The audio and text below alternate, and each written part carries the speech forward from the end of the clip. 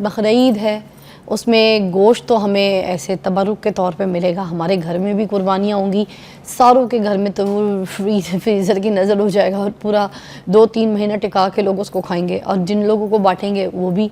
तो मैं आपको बता रही हूँ कि कुछ ऐसे भी लोग होते हैं जिनको सब्ज़ियाँ या दालें पसंद ही नहीं होती हैं, वो पसंद ही गोश्त करते हैं। बीफ, मटन या चिकन, इस तरह की चीज़ें ज़्यादा शौक़ से खाते हैं। वैसे तो इसके बड़े फ़ायदे भी हैं, जैसे हाई इन प्रोटीन है, ठीक है, rich in iron, B12, zinc और बाकी और न्यूट्रिएंट्स जो हैं इसके अंदर बहुत ज़्यादा पाए जाते हैं। लोअर इन फैट एंड जो कोलेस्ट्रॉल जो है थोड़ा सा बढ़ा देता है। कुछ इस तरह की चीज़ें हैं, बीफ और मटन में ज़्यादा होता है। कुछ इसके साइड इफ़ेक्ट्स हैं जिसमें जो हम पूछेंगे आज, क्योंकि देखिए हम तो सिर्फ यही सुनते हैं गोश्त ज़्यादा खाता है इसको यूरिक एसिड हो गया, गोश्त ज़्यादा खाता है इसको कोलेस्ट्रॉल हो गया, क्योंकि सैचुरेटेड फ़ैट भी अगर हम इसको चर्बी के साथ खाते हैं तो उसके अंदर सैचुरेटेड फ़ैट भी होता है। तो अब हमें ये खा तो रहे हैं, किस तरीके से खा सकते हैं, हफ्ते में कितनी बार खा सकते हैं और किस तरीके से पका के खाएँ, क्या इसको सब्ज़ी के साथ पका के खाएँ या फिर इसको अगर हम निहारी की शक्ल में और कौरमे की शक्ल में और ईद आ रही है भुने गोश्त की शक्ल में खाते हैं तो क्या तब भी हमें नुकसान पहुँचा सकता है गोश्त। तो हमने आज इन सारी चीज़ों के ऊपर बात करनी है। स्टे ट्यून, मेरे पास मौजूद हैं समन। जी समन, क्या कहेंगी? अस्सलाम वालेकुम फ़िज़ा, कैसी हैं आप? ठीक है, अल्लाह का शुक्र। अच्छा फ़िज़ा, आपने बड़ी अच्छी बात की कि हम अक्सर ये सुनते हैं अपने सर्कल में कि ये कहा जाता है कि आप अगर गोश्त खाएंगे तो आपका कोलेस्ट्रॉल इंक्रीज़ हो जाएगा, यूरिक एसिड हो जाएगा, फैटी लिवर हो जाएगा। सो गोश्त खाना बुरा नहीं है, गोश्त को एक्सेस में खाना या हमारे जो कुकिंग मेथड्स होते हैं या हम मिर्च मसालों में डाल देते हैं या हम डेली बेसिस पे खा रहे होते हैं, वो खाना जो है वो आपको प्रॉब्लम कर सकता है। अकेला गोश्त, मिर्च मसाले तो वैसे भी गोश्त में बहुत ज़्यादा खा तो ब्लोटिंग भी बहुत होती है ना। यस, और बेसिकली जो गोश्त है हमारा, जैसे अल्लाह ताला ने हर एक 5 मेन ग्रुप्स बनाए हैं। जो गोश्त है वो आपको प्रोटीन रिच तो है, वो आपको iron, vitamin B6, B12, zinc, ये तमाम चीज़ें देता है जो आपके मसल बिल्डअप के लिए, अगर आपको आयरन डेफिशिएंसी हो जाती है, एनीमिया हो जाता है, तो उसको रिकवर करने में हेल्प आउट करता है। बट उसका पोर्शन कंट्रोल बहुत मैटर करता है कि आप कितने पोर्शन में ले रहे हैं, आप वीकली कैसे ले रहे हैं, और आप जो है अगर नाश्ता भी गोश्त से हो रहा है कि वो सीरी पाए और निहारी, अब जैसे ईद है तो हमारा नाश्ता भी उन चीज़ों से होता है, फिर दोपहर में भी, रात में भी हम वेजिटेबल्स तो खाना भूल ही जाते हैं बिल्कुल। तो एक अमाउंट में अगर आप खाएंगे तो आपको गोश्त प्रॉब्लम नहीं करेगा, बट अगर आप उसको एक्सेस अमाउंट में खाएंगे तो वो आपको अनहेल्दी फैट्स की तरफ लेकर जा सकता है। इंसान को सब्जियां पसंद ही नहीं है, दाल नहीं खाता, तो वो खाने ही गोश्त चाहता है, तो फिर वो किस तरीके से खा सकता है? साथ कोई सैलड खा ले या कुछ कर ले, क्योंकि कुछ कहते हैं ना लोग कि अगर आप गोश्त के साथ अगर सैलड ले लें या कुछ सब्जी मिक्स कर लें तो आपको नुकसान नहीं होगा। इस पे क्या कहेंगे आप? अच्छा फ़िज़ा, बिल्कुल ऐसी है। अगर हम जितने भी हमारा मीट पोर्शन है इसके साथ अगर हम अपनी वेजिटेबल्स ऐड करते हैं तो फाइबर मिलता है। तो आप गोश्त अगर आपने लेना कितनी करें, कितनी आप अपनी जितनी भी डेली बेसिस पे हम सब्जियां खा रहे हैं, 3 to 4 टाइम्स आपने वेजिटेबल्स ज़रूर इनटेक करना है, और 1 to 2 वंस और ट्वाइस अ वीक आप गोश्त ले सकते हैं। वो भी आप 2 से 3 जो उसके पीसेस होते हैं वो आप ले सकते हैं। जो आपके पाम साइज़ का एक होता है 1 आउंस, वो आप लेते हैं 2 से 3 बार हफ्ते में, जो नॉर्मल बनता है। बट अगर आपको कोलेस्ट्रॉल एक हफ्ते में वंस और ट्वाइस अ वीक गोश्त, और वो सब्जियों में उसके साथ ऐड करके 2 बोटियों से क्या होगा? और मैं तो आलू गोश्त चावल खाने जाती हूँ तो 4-5 बोटियाँ तो खा जाती हूँ, वो भी नली के साथ। आप तो कह रही हैं मैं क्या करूँगी फिर? ऐसी बातें अच्छा, बाकी क्या करेंगे?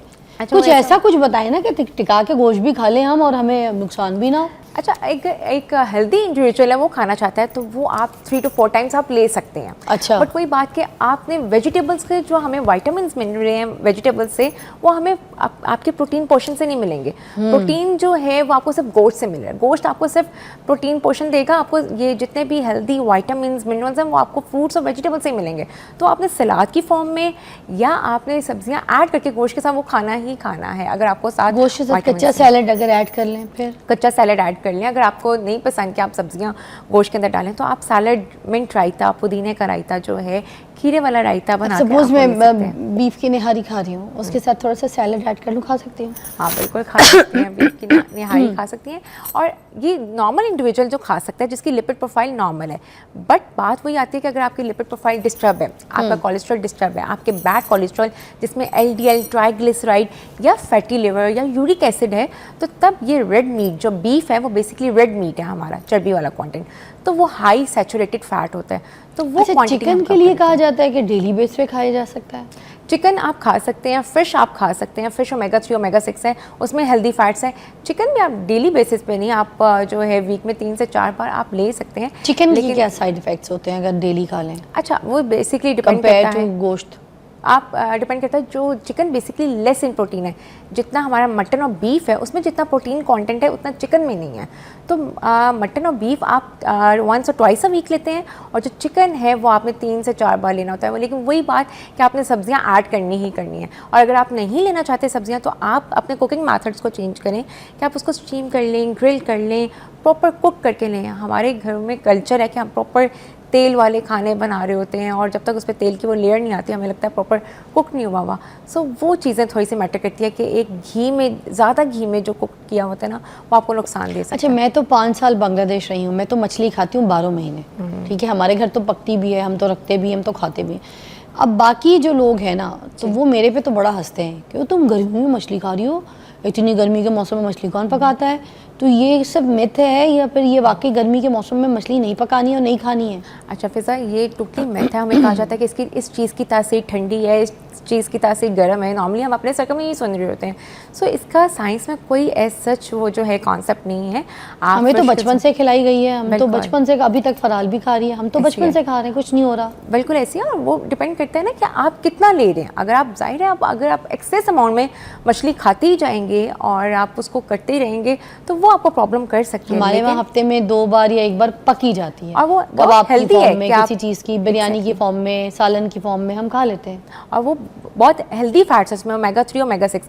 आजकल आप देखें कि हम कहते हैं कि फिश कैप्सूल्स ले लें, तो हम कैप्सूल्स की तरफ, मेडिसिन की तरफ फ़ौरन चले जाते हैं। हम ऑर्गेनिक डाइट की तरफ क्यों नहीं जाते कि हम वही फिश हम खा लें? सो इस तरह मैं कल एक रेस्टोरेंट में गई थी खाना खाने के लिए, तो हमने कहा कि चलो कोई फ्राइड ग्रिल्ड फिश मिल जाएगी, तो हमने उनको बोला ग्रिल्ड फिश है आपके पास? कहते हैं बाजी क्या हो गया, गर्मियों में कौन रखता है? मैंने कहा ये क्या बात हुई, गर्मियों में कौन रखता है? लेकिन अक्सर आपको मिल भी जाती है। या डिपेंड करता है कि आप फ़र्श जो है वो स्टीम ले लें, ग्रिल ले लें। ऐसे ही लाइकवाइज आप जैसे फ़र्श ले रहे हैं, आप मटन की स्टेक बनाकर आप उसके साथ सॉर्टेड वेजिटेबल्स इस तरह से आप ले सकते हैं।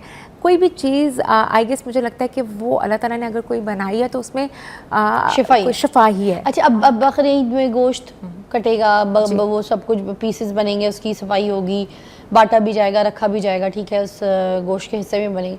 अब उसमें कलेजी भी आती है बीच में, तो ये जो कलेजी है ये किस हद तक खा सकते हैं, कितनी खा सकते हैं? क्या कलेजी में भी कोई चीज़ डाल के खानी है, उसको भी सैलड के साथ खानी है, ये रूखी खा सकते हैं? खून बनाने में तो बड़ी मदद करती है। और ये बहुत, जब भी हमारे पास कोई पेशेंट्स आते हैं जिनको लो एनीमिक होते हैं, उनको एज अ डाइटिशियन हम ये रिकमेंड करते हैं कि आप कलेजी जो है उसको या तो वैसे भून के खा लें या वैसे उसके पीसेस खा लें, या बच्चे नहीं खाते तो आप उसको बिल्कुल उसको पीस के उसका कीमा बना के बच्चों को किसी फॉर्म में भी दे दें कि वो खाएं, उनकी बॉडी में जाए। तो कलेजी बहुत हेल्दी है, और हमारे यहाँ पे तो एक कल्चर है कि हम बचपन से देखते आ रहे हैं, सुन्नत भी है कि सुबह नाश्ता ही हमारे कलेजी से हो रहा होता है। तो वो आप खा सकते हैं, उसका कोई ऐसा साइड इफ़ेक्ट नहीं है। लेकिन प्रॉब्लम तब आती है जब हमारा नाश्ता कलेजी भी है, सिरी पाई भी है, हलवा पूरी भी है, डिफरेंट पकवान वो हो रहे होते हैं, नाश्ते हम इससे कर रहे होते हैं। फिर दोपहर में भी हमारा गोश्त, रात में भी डिफरेंट वो हमारे बुफ़े और गैदरिंग्स और वो सब कुछ। तो जो हमने पूरा साल अपना वेट मेंटेन किया होता है, अपनी लिपिड प्रोफाइल्स, अपने लैब्स हमने मेंटेन किए होते हैं, वो इन 3-4 दिनों में इतना वो ओवर कंज्यूम करके गोश्त वो इंडाइजेशन। फिर ये बता दें, फिर आगे चलते हैं, मगर पहले ब्रेक ले लेती हूँ। फिर आपने मुझे बताना है गोश्त खा के कितना कोई वेट बढ़ सकता है? अगर हम 1 हफ्ता ये जो कुर्बानी के गोश्त को खाएंगे उसके बाद हमारा वेट किस हद तक जा सकता है? क्या डिजास्टर हो सकता है हमारा बॉडी शेप? ठीक है ब्रेक।